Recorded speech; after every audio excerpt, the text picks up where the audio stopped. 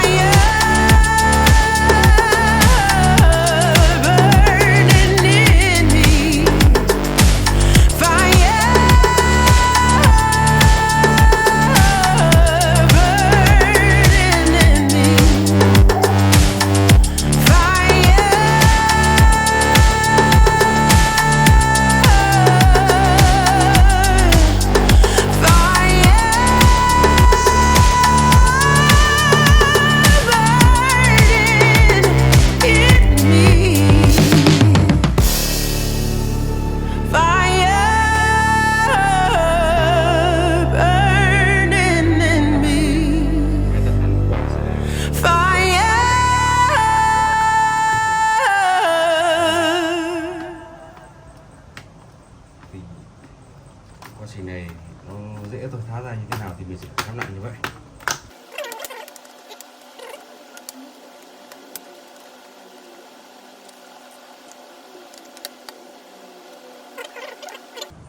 Bạn chỉ tới thôi, không được siết nhé. Cái này siết là nó bị vỡ chân ốc, sau này mình tháo ra rất là khó khăn và rất là xấu. Ok, cái đã là hoàn thiện. Sau khi nâng ra mình đã hoàn thiện nhé. Ok.